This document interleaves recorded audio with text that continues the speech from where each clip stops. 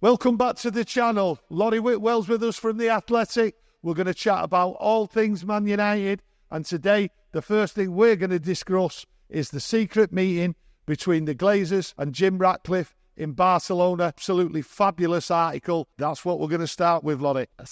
That's a big send-up, Tony. Thank you. Well, you're my mate, aren't you? Exactly, thank you. Yeah, you're a bit biased, but I appreciate the love. And you deserve it because it was excellent. So why and who was at this secret meeting?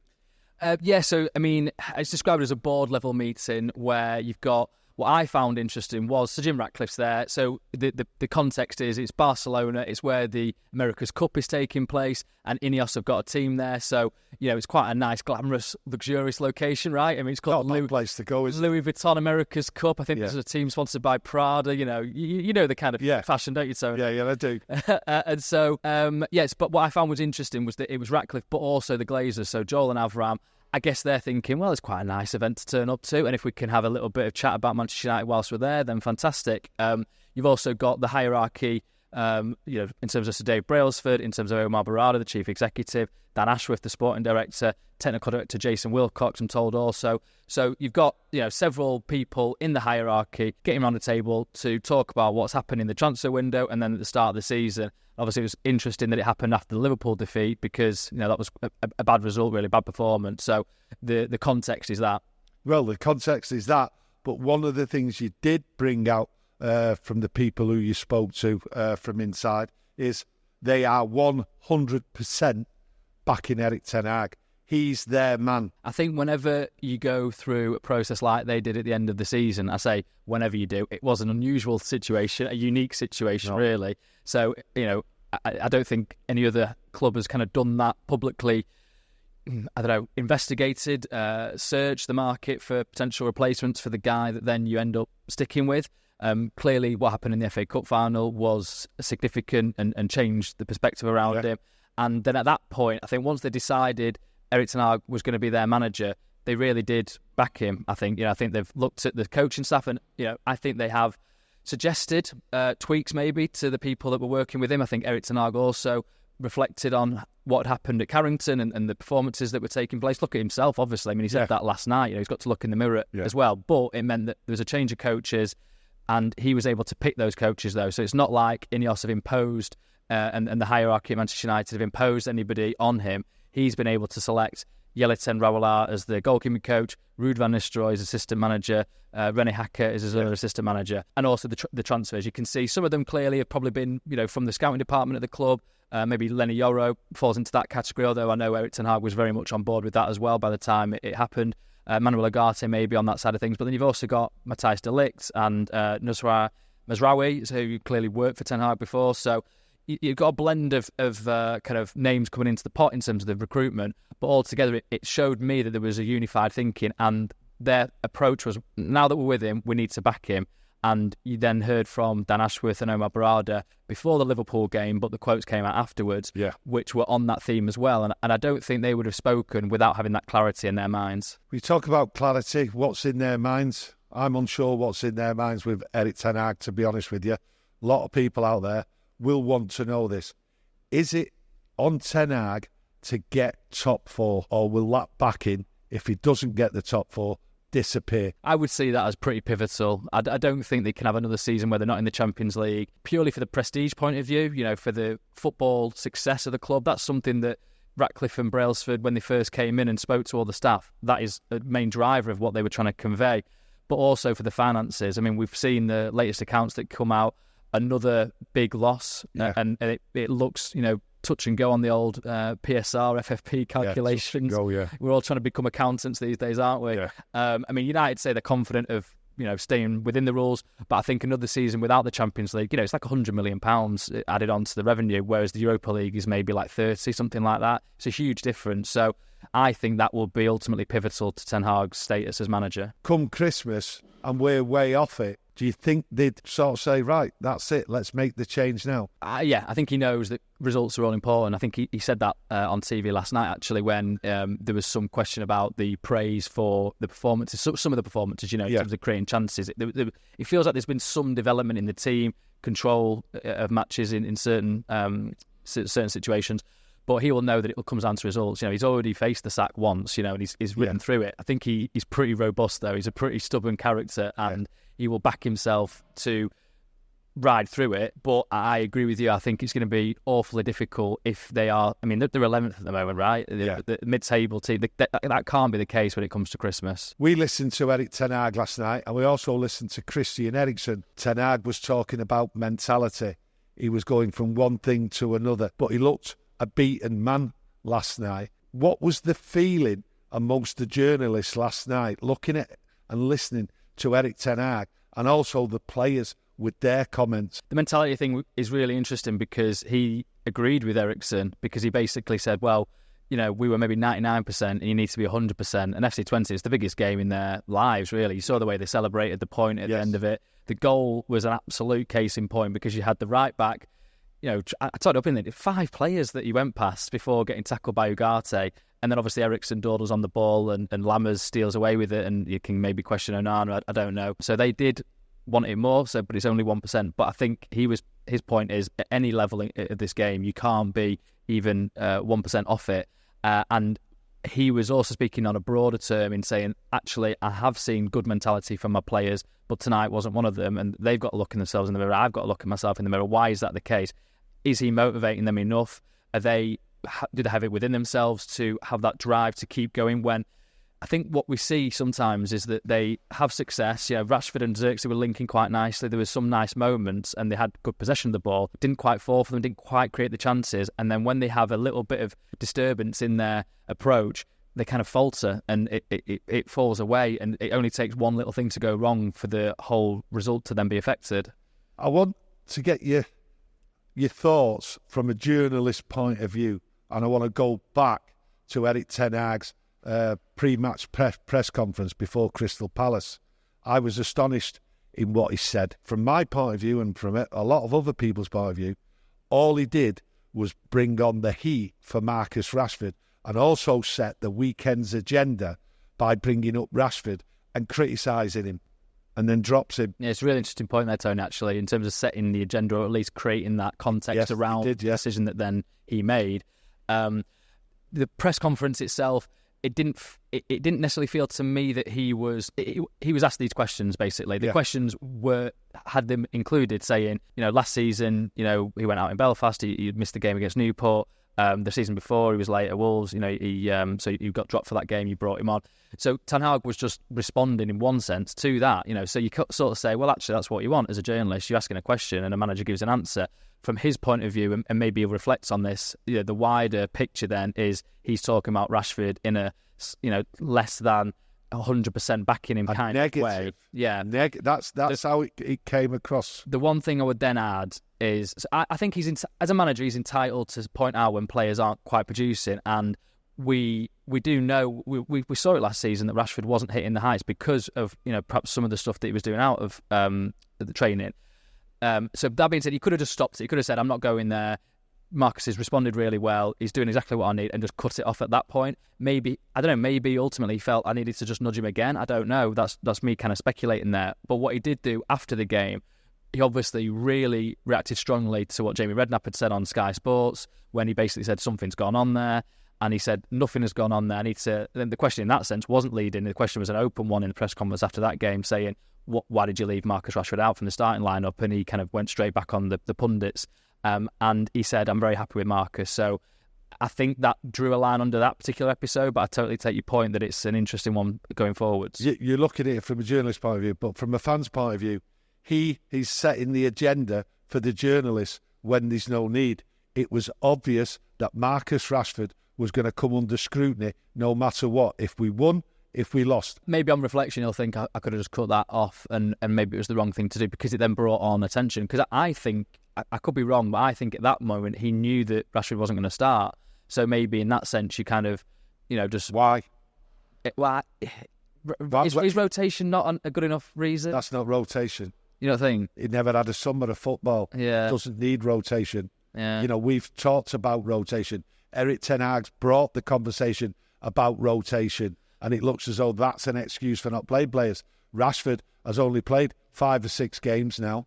Okay, that's all he's played. He didn't play in the summer, Bruno, for instance, you look at Bruno. Yeah. Look at it from a fan's point of view, Laurie. Right? He's just playing football week in, week out. Yeah.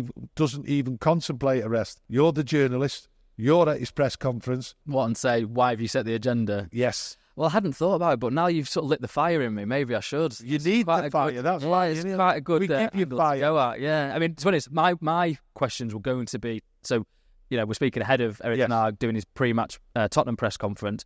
My question is going to be about Bruno and why does he keep playing? Yes. He doesn't come off. That's the thing. That's right. But yeah, I mean, maybe we could delve a bit more into the Rashford aspect because, I mean, he started him, didn't he, against 20, and he looked bright. So you're sort of thinking, if he goes and scores there, is that good management? Because he's kind of provoked him a little bit. Yeah, but it doesn't work that way. We've seen Rashford. The biggest complaint about Rashford, he walks around sulking on the pitch. He doesn't run around. He doesn't look as though he's playing for the team. So I think it's backfired for him, and I think it's going to come and bite him, to be honest with you. Now, just going back to one of the things you said, Eric Ten Hag is the manager, and it always falls down to him. But you mentioned Hacker and Ruud van Nistelrooy. What's their influence on the starting 11? What's their influence on the tactics? It's early days in terms of the coaching setup still, and we got a glimpse of that in LA on pre-season tour. We got an open training session. It was really good to see because you actually get a sense of, okay, this is this person's role, that's that person's role. So Ruud van Nistelrooy, he's got that charisma, hasn't he? He's got that natural authority. I was there at the first 15 minutes of open training ahead of the 20 game, and he's putting out the cones, and he sees Wes Brown, who I know, a friend of the channel, friend of Hotel Football, and he instantly spots him. They played together in a team for 5 years. He's like, "Wes, how you doing?" Big hug, little chat about the rondos and like the pitch, and then you can, I sort of didn't want to earwig, so you kind of leave him to it, but they're obviously talking about football a little bit. So he's got that presence where he's got that, playing career to fall back on, where he can obviously give those little tips to people. In LA, for example, there was a drill where McTominay had kind of brought the ball near post with a shot, and he waited a little bit and then pulled him and said, and you could see him giving him advice on to maybe how to strike the ball. So I think he gives a little bit of insight like that. But obviously he was a manager at PSV. He's come from a big job there, really, and he left there, I think, because he didn't feel like he got the backing of the board. So it wasn't necessarily that he got dismissed. That they were having a decent season until Cody Gakpo left in January. Yeah. So I think he's got real prestige, and he was in the hunt for managers' jobs over here as well. Burnley had talks with him, but he chose United because of the poor prestige. Eric Ten Hag gave him the call, though. So these are the people that Eric Ten Hag has put in place. René Hacker, successful manager in Holland, again, so another person that's been number one. And Eric Ten Hag knows him well, so he brought him across. I think he's more of the kind of Mitchell van der Gaag sort of replacement. So Mitchell van der Gaag was very much responsible for setting the schedule, sessions, the kind of drills that they were doing, logistics, that kind of thing. So I think Hacker brings that kind of role to it as well. So you've got a complementing coaches there. Yeah, I've just got a couple of more things before we wrap up, Laurie. One of the interesting things, and I did say it before the Euros even started, taking Luke Shaw to the Euros was always going to be a disaster. It will end in tears. Who let him go, Laurie? Back in the day, Sir Alex used to basically figure it out so that players were pulled out of international competition. If he didn't want them going, they weren't going to go. United don't have that power at the moment, I don't think. So if a player wants to go, and clearly he wanted to go, if a manager in Gareth Southgate wants him to play for him, then he's going to go. So I don't really think United had that much authority to say you're not going. Laurie. Yeah, he was injured. A player. Well, that's it. So what happens in that situation? The player has to say, "I'm injured, sorry," and pull out. But he obviously wanted to go. He's come back. He walked on the pitch for a photograph at Carrington, and then he's just disappeared. What is going on with Luke Shaw? What is your information on him? They're clearly treating him very carefully because of the amount of times that he's broken down. Previously, a muscle injury again. It was a hamstring injury, wasn't it? That kept him out up until the semi-finals, I think, at the Euros. So they're obviously just being extra cautious. Ten Hag got battered, didn't he, last season for bringing players back too quickly and having so many injuries. And, certainly he was the focus of the scrutiny there, understandably so, but also there was wider issues, I think, as well. So they're obviously treating him very carefully, but it is a big question. You're right, Tony, in the sense of why was he allowed to go and then how was he picked up an injury so quickly after that? I think United actually thought, listen, maybe it's a good thing for him to go away, go with England, get in that mode of competition. If he goes and wins the Euros, he comes back, he's full of life and he's brilliant. Didn't quite work out, but at the same time, he's back sort of fit at least to a degree. he can come back and have a bit of pre-season, and then he's back playing for United, and it didn't work, and they're going to have to investigate the reasons why, obviously. Could have been the 3-week holiday straight after the Euros, Could have been out there dancing on the tables, you know. You seen the footage? I've seen the footage. Now, looking at him, and really a lot of people have talked, are we going back in the transfer window and going for a left full-back in January? Well, I mean, that's what they looked at a little bit this summer, really, and Mazraoui coming in ended that, you know, so there was a talk of maybe a free, you know, transfer because the money, as we've discussed already, is tight. Yeah. So they basically prioritised other positions, you know, clearly striker, a couple of centre-backs in the end, and then a midfielder. They were the priority positions. They got all of them in the end. But, yeah, the fact that you've got Diogo Dalot playing left-back, that's not his ideal position, really. He's sort of, last night, I mean, he's very much inverting into midfield to try and create that extra number there. But Rashford, I feel like, needs that kind of defender to go on the outside of him. There was a couple of moments where it looked like they were threatening to do that, and then it never really happened. So you really want a naturally left-sided player, and that's what Luke Shaw obviously does. Rashford's got a really good connection there. Malacia, he's back in training with the warm-ups, so he's not yet back in full training. Way off still. So that's it, yeah. So you could still be looking at, I don't know how many weeks away that is, but certainly weeks. And it's been more than a year since he's played, so it's a big question mark, that. I would be surprised still, though, all that being given, if they then go into the market for it, unless it's a short-term thing. They looked at, but these are names looking at, you know, Hermoso, who left Atletico Madrid on a free transfer. Alonso, again, name cropping up, and you're thinking, is that really where United are at? But they're thinking, well, if Shaw comes back and Malacia comes back, we've got two sort of first-team left-backs there. I want to finish on this because it's important for people out there. We have 4 big games coming up. One's gone, FC 20, and we know that didn't end well. We've got Spurs on Sunday. We've got Porto in the Europa League, and then we've got Villa away. Laurie, from a journalist point of view, you speak to all these journalists. We all see what goes out there. There's a pile-on. What do you expect if he doesn't get the right results in these 3 games? What kind of clamour for Eric Ten Hag to be sacked? What is it you're expecting coming? It's already started, hasn't it, a little bit? You sort of see the stories are about pressure, and it's true, because you look at the reaction in the stands, in the you know, when you're talking to people who are United fans online. Clearly, I'm always a little bit cautious of taking online too seriously, because you've got people that maybe not necessarily totally invested in what happens at United that are making their voices heard.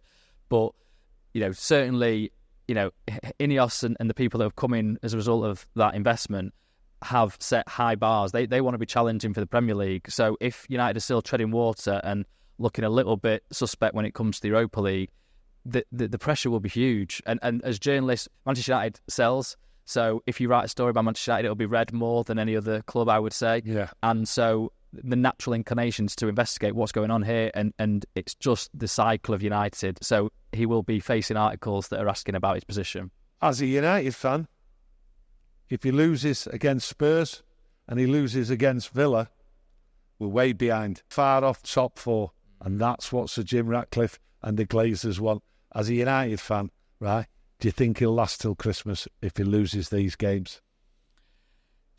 That's really hard to say, because I mean, losing both of those, the pressure would be enormous. I don't know. The thing that I fall back on is, who would you get in as replacement? You know, I mean, people have obviously speculated that you've got Ruud van Nistelrooy there in the building. I would be... Crafty move, that. Crafty move, bringing Ruud in. What, by him or... But by bringing him in? Well, I mean... And having him there? It came from Eric Ten Hag's side, so I mean... Oh? Yeah, so unless you know, no, I don't know any different, no. That was what I was told, so... Obviously, it totally chimed with what, you know, the guys at the top of the club want in terms of that kind of presence, that kind of experience, that kind of heritage of United. But I just would be really surprised if that's not been set up here, basically. No. You know, and obviously Gareth Southgate's the one that has been linked repeatedly. I don't know. I've never really got a strong feeling on that one. As in, I mean, from a genuine possibility point of view, not personal point of view. I've never really got a strong sense that that's a goer. But yeah, I mean, and also when his name was mentioned previously, fans did not react well to that. So I don't know. What do you think, Ted? Could you see somebody coming in? Because I'm always of an opinion. Give a manager time. I accept that he's had 2 years already, but he has won 2 trophies. So, and I cherish those moments as a fan where you are savouring those occasions at Wembley. Trophy being lifted. But I accept the point that the general performance levels can't continue as they are doing. The commitment isn't fully there when an opposition has more desire. A European night at Old Trafford, and it's their first European night for many years.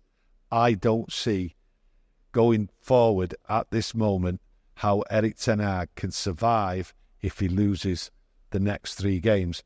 Based on what I hear from your profession, from the journalists, I think the pressure would be too much. And I have to look at it. Listen, you've wrote many things about Sir Jim Ratcliffe, the Glazers and all that. It's not about what I think, what you think. Yeah. Is that acceptable for Sir Jim Ratcliffe? I want best in class. Yeah. And that's where we have to come from here, I think. Yeah. So you doing your journalists with Eric Ten Hag, you've got questions we want you to ask on our behalf.